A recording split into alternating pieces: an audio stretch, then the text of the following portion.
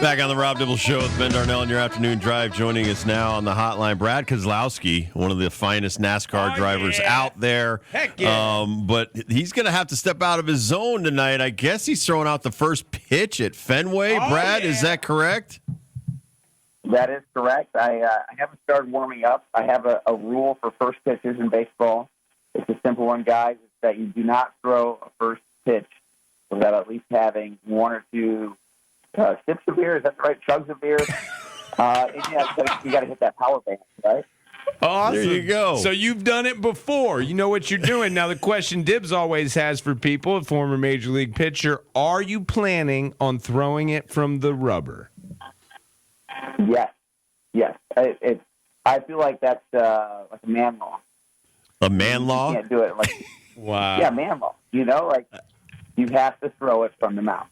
Okay. All right.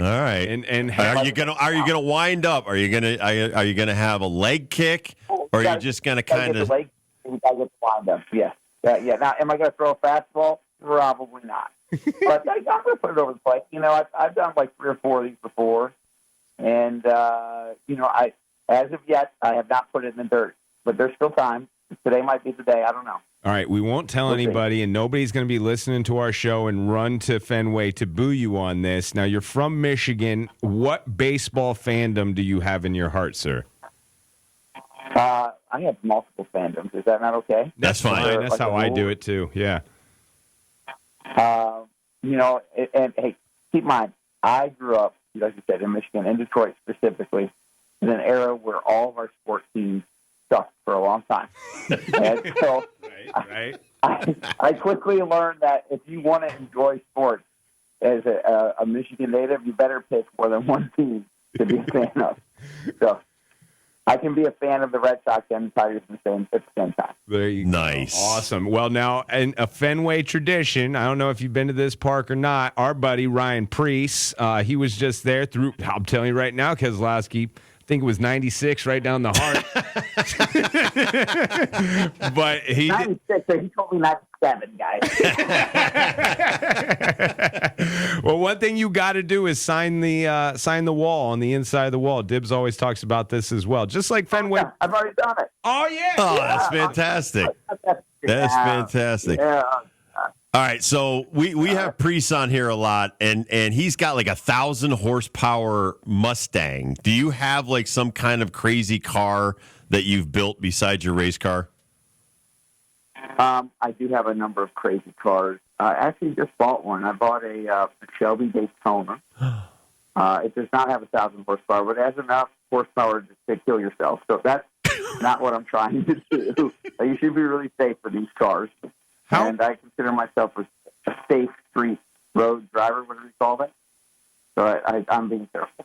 How much do you actually drive? I mean, not NASCAR, not racing, no money's involved, like you're going to the grocery store. How much, like hours per week, do you actually spend behind a wheel?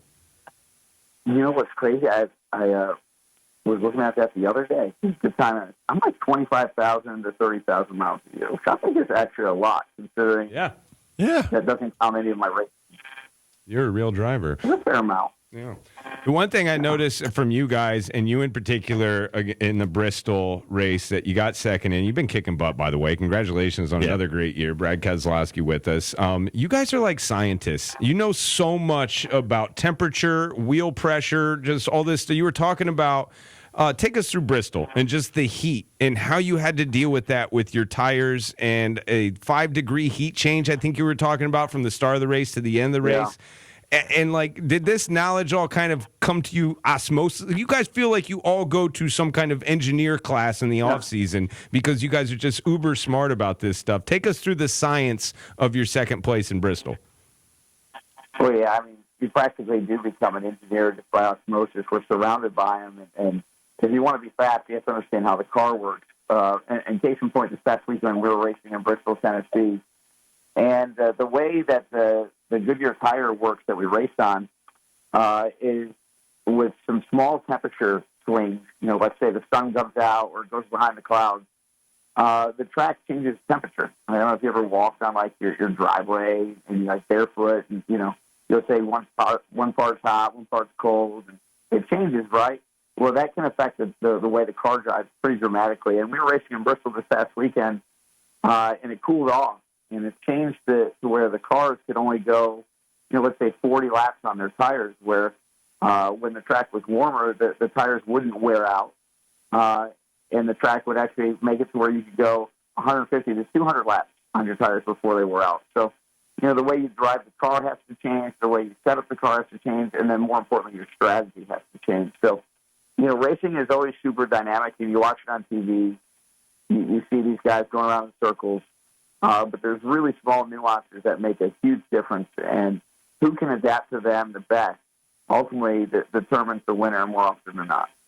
Talking to Brad Keslowski, he'll be up at the New Hampshire Motor Speedway. What were we just talking to Kyle Larson the other day? Yeah, Kyle Larson. So I had ballparks, Brad, where I didn't pitch well. Shea Stadium was one of them.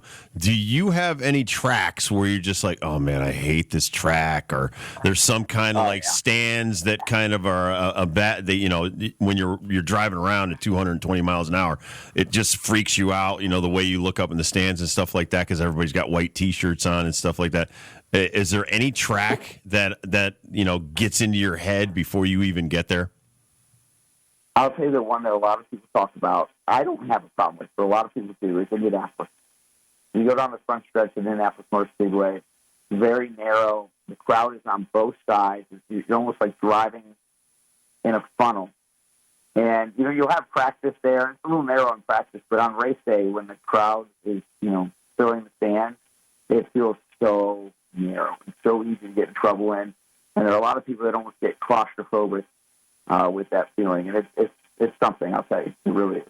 Mobile 301, the Magic Mile, New Hampshire Motor Speedway this weekend. Big races. The playoffs are upon us. I wanted to ask you this, man. You got 39 wins under your belt. You've done so many, or you got way more than that. That's just in some NASCAR stuff. You've been racing all over the place. You're in Cup Series. You're in Truck Series. You're doing it all. You've won so many championships. You're 41 years old. What keeps you going? What keeps you just driven to, pun intended, to win championships? Yeah. Well, I love racing. I'm really blessed to get to do what I get to do, right? I tell people all the time, it sure beats big and vicious, right? But that said, I'm motivated by a lot of different things. Probably the biggest one, I had my fourth kid this year. So now I've got 2 daughters, 2 sons. And I've gotten to this point in my life now where the thing I enjoy the most is running well and them watching the race and being excited about it. That's super cool. Of course, I love the team dynamics of putting together a team, competing with them, working through the challenges that every team has with people and, ups and downs and the roller coaster of sports. Those are all a lot of fun to me. So I say I'm as motivated as ever as I feel like in my career. Well, NASCAR champion, go out there, throw a great first pitch, throw it harder than anybody else, man, harder than Priest, anybody else. And don't worry about throwing a strike. These guys will swing at it anyway. Yeah, really, whatever. If you watch Major League Baseball, so good luck in New Hampshire, man. There you go. Thank you so much, Brad. We appreciate you, man. Thank you, sir. Take care, guys. Thank you. All right, Brad Keslowski, everybody, one of our favorites. He could have been a nasty boy. Yeah, he's ready to mix it up when he gets in the infield. I love his post-race press conferences, man. I was watching a couple of them today. Yeah, he likes yelling at people. He's just honest. There's nothing wrong with being honest, bro. He's just honest. I hope he throws great tonight. I do too. I don't want him to bounce it. I want him to look good. Aim for the head. Aim for the head. The catcher's head. All right, we'll take a quick break. We'll come back on the Rob Dibble Show. And what are we going to do? Daily Pickle? No, I have the best places to tailgate on the week because I've got to get some tailgate tickets out the door today. 860-522-3776. Call the number now. We'll be right back.